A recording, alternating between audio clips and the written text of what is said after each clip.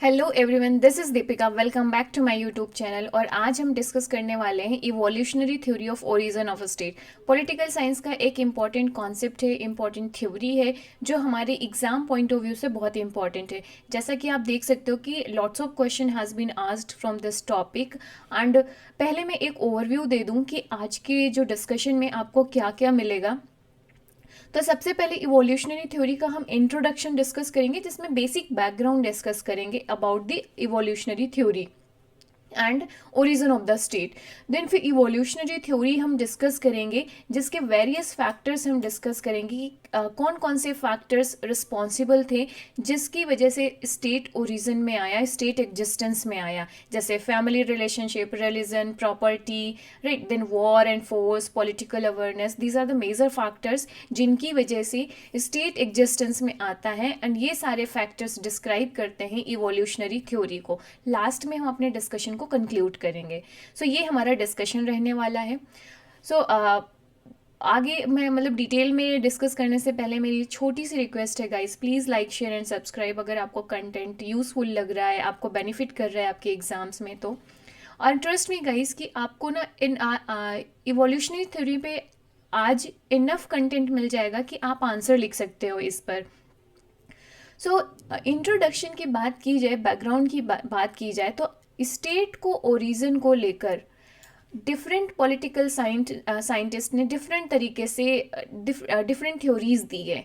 मतलब origin of the state कोई ऐसी चीज़ नहीं है कि जिसको कोई एक पर्टिकुलर थ्योरी हो या एक यूनिवर्सल थ्योरी हो कि हाँ इस टाइम पे इस सर्कमस्टेंसेस पे स्टेट एग्जिस्टेंस में आया।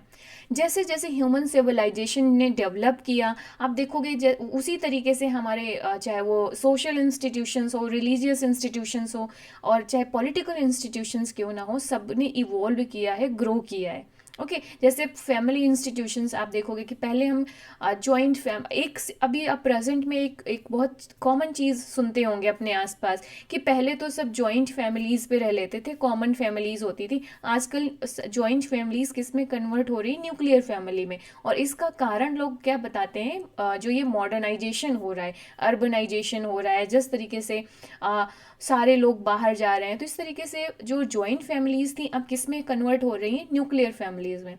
सो ये तो सोशल इंस्टीट्यूशन का एग्जाम्पल हो गया। तो इसी तरीके से पॉलिटिकल इंस्टीट्यूशंस ने भी अपने आप में ग्रो किया है। जैसे पहले हमने मोनार्की सिस्टम देखा था, किंग सिस्टम, फिर डेमोक्रेटिक आइडियाज़ आते हैं, डेमोक्रेटिक गवर्नमेंट इस्टेब्लिश होती है। तो हर एक कॉन्सेप्ट, हर एक आइडिया पॉलिटिकल साइंस में इवॉल्व हुआ है, ग्रो हुआ है विद द टाइम। सो इसी तरीके से स्टेट ओरिजिन की थ्योरी भी डिफरेंट टाइम पे डिफरेंट डिफरेंट है, right. So different political thinkers ने डिफरेंट हाइपोथेसिस दी है और उनको प्रूफ करने के लिए अपनी थ्योरीज दी है। डिवाइन ओरिजिन थ्योरी ऑलरेडी हम लोगों ने डिस्कस कर लिया, ऊपर आई बटन पर लिंक मिल जाएगी, आप देख लेना उसको जाकर, राइट। इसके बाद से तो ये क्या, ये जो मेजर थ्योरीज हैं स्टेट ओरिजिन को लेकर, जैसे divine origin theory, social contract, right, इसके बाद से मैट्रियार्कल हो गया या पैट्रियार्कल थ्योरी हो गए, फोर्स थ्योरी, इवोल्यूशनरी थ्योरी, ये कुछ मेजर थ्योरीज हैं जो स्टेट के ओरिजिन को लेकर कि स्टेट एग्जिस्टेंस में कैसे आया, स्टेट को कैसे बनाया गया, ये सारी चीज़ों को लेकर डिस्क्राइब करते हैं। तो डिवाइन ओरिजिन जैसे मैंने ऑलरेडी बताया कि हम लोग डिस्कस कर चुके हैं, आप इसका वीडियो जाकर देख सकते हो प्लेलिस्ट में। और आज हम जो पढ़ेंगे वो पढ़ेंगे इवोल्यूशनरी थ्योरी। सो इवोल्यूशनरी थ्योरी आपका जो शुरू होता है कहाँ से, फैमिली के यूनिट से। ओके अभी डिटेल में देखते हैं। तो ये कुछ बैकग्राउंड था जो आप अपने इंट्रोडक्शन में लिख सकते हो। देन इवोल्यूशनरी थ्योरी के बारे में अगर हम बात करें तो इवोल्यूशनरी थ्योरी कहती है कि जो स्टेट है ये प्रोडक्ट है ग्रोथ का। जैसे जैसे ह्यूमन सिविलाइजेशन ने ग्रो किया है, राइट, पहले दो इंडिविजुअल ने मिलकर फैमिली बनाई, फिर उन फैमिलीज़ का मल्टीप्लिकेशन हुआ, तीन चार फैमिलीज़ बनी, फिर वो फैमिलीज़ मिलकर अपने एक ट्राइबल ग्रुप बना लेते हैं, फिर ट्राइबल ग्रुप ने मिलकर किंगडम बनाया, फिर वही किंगडम धीरे धीरे चलकर स्टेट में कन्वर्ट हो गया। तो ये ह्यूमन सिविलाइजेशन जिस तरीके से ग्रो किया है, तो इसी ग्रोथ का स्टेट एक प्रोडक्शन है, राइट, एक प्रोडक्ट है। ओके सो इवोल्यूशनरी थ्योरी कहती है कि जो ये स्टेट एग्जिस्टेंस में आया ये बहुत ही ग्रेजुअल आया, जो प्रोसेस रही है स्टेट के एग्जिस्टेंस में आने का ये बहुत ही ग्रेजुअल है। ये जस्ट अपोजिट है डिवाइन थ्योरी। डिवाइन थ्योरी क्या कहती थी कि स्टेट को क्या है, गॉड ने बना दिया। जब लोगों ने रिक्वेस्ट किया गॉड से कि सोसाइटी में बहुत ज़्यादा अनार्की फैल रही है, अनरेस्ट है या अनजस्टिस है, इसको कैसे डील करें, एड्रेस करें, तो गॉड ने किंग को बना दिया। आप सोशल कॉन्ट्रैक्ट थ्योरी में देखोगे कि सोसाइटी में बहुत ज़्यादा अनरेस्ट था, जो हॉब्स, लॉक, रूसो के आप अलग अलग तरीके से स्टेट नेचर को देखोगे कि जिसमें इस तरीके की जो प्री स्टेट सोसाइटी थी वो इस तरीके की थी। इसलिए क्या किया लोगों ने, आपस में कॉन्ट्रैक्ट किया, कंसेंट दी अपनी और स्टेट को बनाया आर्टिफिशियली। जबकि इवोल्यूशनरी थ्योरी क्या कहती है कि ऐसा कुछ भी नहीं हुआ है। जो इंस्टीट्यूशन ऑफ स्टेट है, this is the result of, this is the institution of natural growth, this is the product of historical evolution. Right, जैसे जैसे हमारी ह्यूमन सिविलाइजेशन इवॉल्व हुई है, ग्रो हुई है, तो स्टेट इसी का एक प्रोडक्ट है, इसी ग्रोथ का एक इंस्टीट्यूशन है। Got it. तो इन्होंने, जो इवोल्यूशनरी थ्योरी के सपोर्टर हैं, ये रिजेक्ट करते हैं आर्टिफिशियल या mechanical creation of the state. और इस व्यू को सपोर्ट किसने किया है, सोशल कॉन्ट्रैक्ट थ्योरिस्ट ने। ओके, सो प्रोफेसर गार्नर कहते हैं कि जो स्टेट है, this is the institution of natural growth और हिस्टोरिकल इवोल्यूशन। ओके, तो ये नाम आप स्कॉलर्स के ज़रूर मेंशन करना अपने एग्जाम्स में। आपका आंसर की जो वैल्यू एडिशन होती है इन सारे एडिशनल पॉइंट्स थे या फैक्चुअल इंफॉर्मेशन से। तो ये इवोल्यूशनरी थ्योरी का बेसिक बैकग्राउंड समझ में आया। अब ये जो ग्रोथ हुई है ना, तो ये स्टेट ही क्यों प्रोडक्ट बना, राइट, स्टेट ही क्यों एग्जिस्टेंस में आया। तो इवोल्यूशनरी थ्योरी के सपोर्टर कहते हैं कि देयर वर सेवरल फैक्टर्स जिसने मतलब स्टेट की ग्रोथ को कंट्रीब्यूट किया कि स्टेट एग्जिस्टेंस में आया। राइट, जैसे कि family relationship, religion, property, then war and force and political awareness, these are the major 5 factors जिसको evolutionary theory ने consider किया है कि इन्होंने, इन factors ने contribute किया है for the growth of state के एग्जिस्टेंस को आने में। ओके, अब वन बाय वन हम इन फैक्टर्स को डिटेल में डिस्कस करेंगे। तो जब आप अपने आंसर लिखोगे तो ये पांचों फैक्टर्स पे आपको बात करनी होगी। Family and kinship, family and kinship बात करता है उस कनेक्शंस की जो ब्लड रिलेशनशिप से रिलेटेड हैं। जैसे आप देख रहे हो कि ये उस कनेक्शन को बात करने के लिए रिफर किया जाता है जो जो ब्लड रिलेशनशिप से रिलेटेड होती है। ओके, तो फैमिली किनशिप कैसे स्टेट की ग्रोथ में रिस्पॉन्सिबल रहा है, हम ये समझने की कोशिश कर रहे हैं। राइट, तो देखो, पहले 2 पीपल्स बने, फैमिली बनी, फिर उन फैमिलीज़ का मल्टीप्लिकेशन हुआ तो कई सारी फैमिलीज़ बनी, आपके ट्राइब्स बनते हैं, ट्राइबल ग्रुप बनते हैं, फिर उसका चीफ बनता है, इस तरीके से लीडरशिप आती है।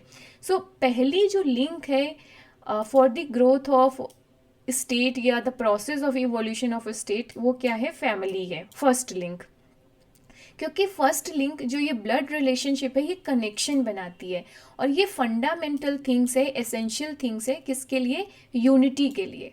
भाई फैमिली के नाम पे आप देखो ना, एक सॉलिडेरिटी, भाईचारे की फीलिंग आती है और strong bond of unity create होती है। जैसे हम फैमिली में जितने लोग होते हैं कितने यूनाइटेड होते हैं ना, एक दूसरे के हेल्प के लिए बुरे अच्छे दिन में शामिल होते हैं। राइट, तो फैमिली का जो कंसेप्ट था, जो ब्लड रिलेशनशिप का कनेक्शन था, बहुत ही इंपॉर्टेंट था स्ट्रॉन्गेस्ट बॉन्ड के लिए।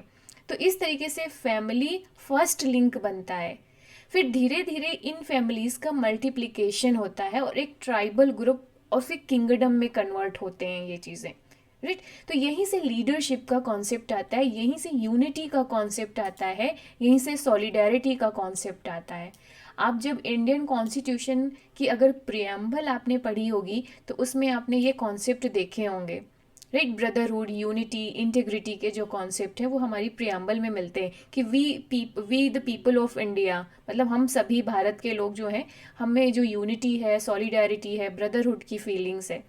तो इसी तरीके से इवोल्यूशनरी थ्योरी ऑफ स्टेट में जो फैमिली किनशिप है, ये एक फाउंडेशन बनता है स्टेट के एग्जिस्टेंस के लिए, फर्स्ट लिंक बनता है for the growth of state. Okay, तो यहाँ पर एक और स्कॉलर्स को आप कोट करोगे अपने एग्जाम में, मैकाइवर को। So according to professor MacIver, जो ये सेंस ऑफ किनशिप है ना, इसने क्या किया, कई सारी जनरेशन ने फैमिलीज़ के मिलकर एक बड़ा ग्रुप बनाया, ग्रुप को इनलार्ज किया, राइट और इस तरीके से हमारी सोसाइटी बनती है। और फर्दर जब सोसाइटी बड़े लेवल पे ग्रो होती है इन टर्म्स ऑफ नंबर्स, तो वो स्टेट क्रिएट करती है। Okay, so this is the process, पहले family, then society, then state. अब सेकेंड फैक्टर है रिलीजन। सो रिलीजन देखते हैं कि किस तरीके से काम करता है, कंट्रीब्यूट करता है स्टेट के फॉर्मेशन में। तो आप देखोगे जब हम फैमिलीज़ होते हैं, जब आपने देखा लार्जर फैमिली है, हमने एक सोसाइटी बना ली, तो हमारे कॉमन एंसेस्टर्स होते हैं, कॉमन गॉड होते हैं हमारी सोसाइटी के। हर एक सोसाइटी के, हर एक कम्युनिटी के अपने गॉड हैं, अपना रिलीजियस बिलीफ एंड फेथ हैं, हमारे अपने ट्रेडिशंस होते हैं, कस्टम्स होते हैं। तो इन जो कॉमन एंसेस्टर्स या कॉमन गॉड की जो वर्शिप है ना, इसने एक sense of social solidarity create किया। अभी तक तो हमारी फैमिली वाला सॉलिडेरिटी की बात कर रहे थे, फैमिली में राइट ब्रदरहुड, मतलब किनशिप की सॉलिडेरिटी थी, जो ब्लड रिलेशनशिप था। बट जब रिलीजन आता है तो यहाँ से सोशल सॉलिडेरिटी बन जाती है।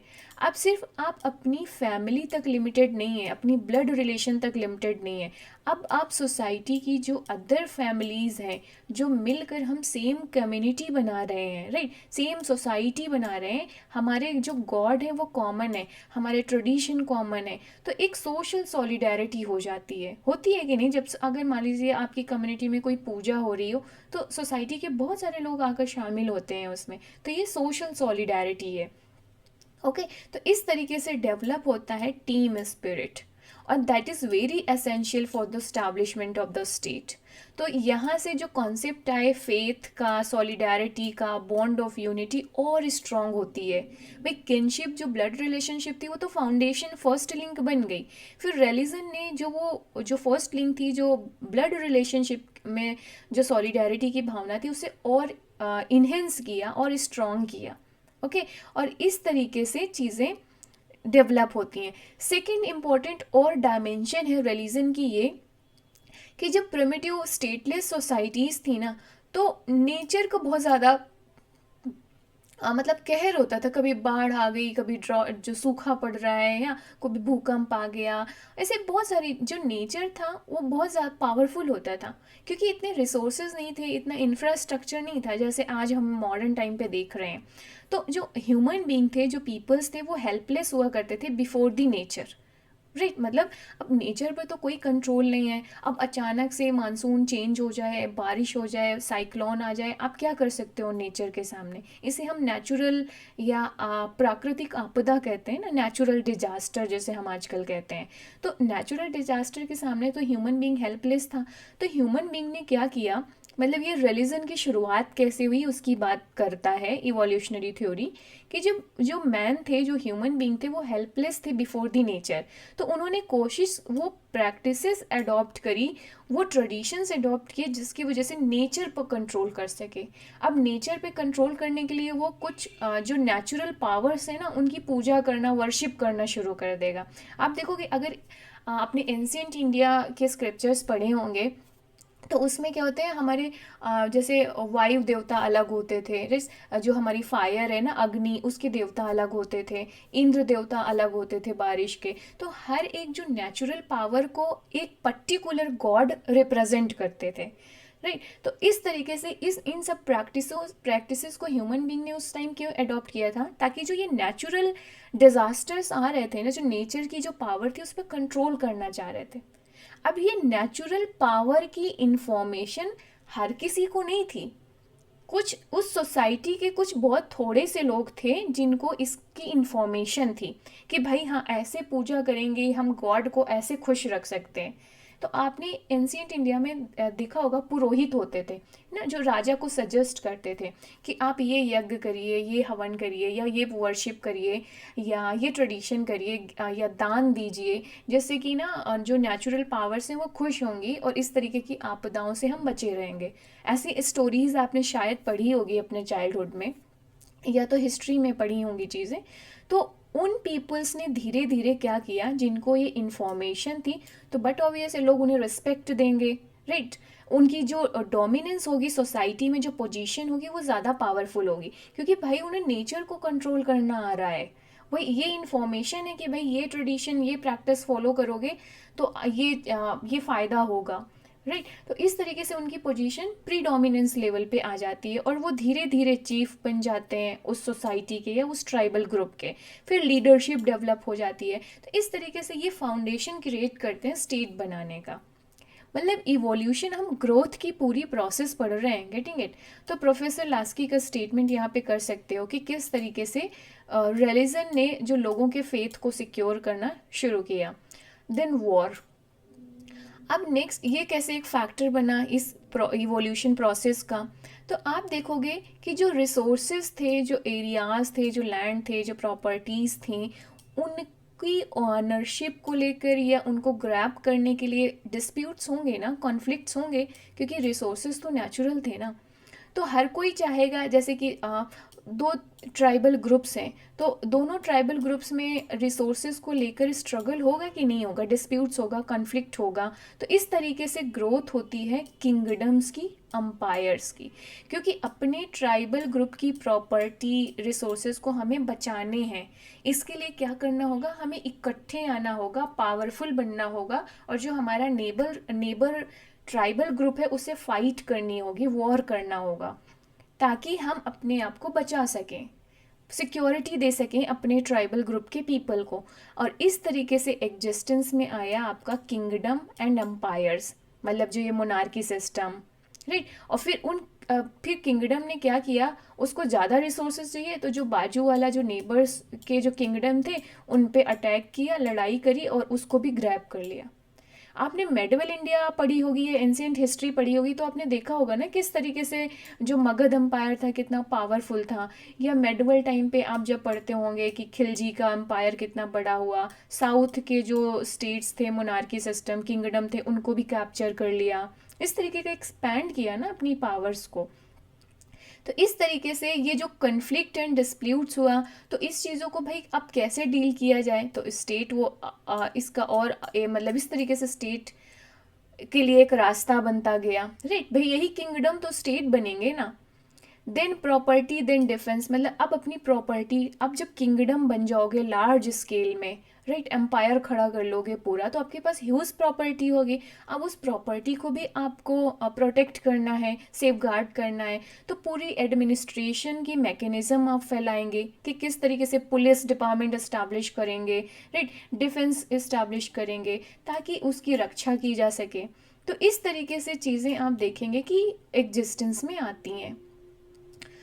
नेक्स्ट है political attention and political consciousness. तो यूनिटी, सॉलिडारिटी, हमने सब पढ़ लिया ऑलरेडी फैमिली रिलीजन के टाइम पे।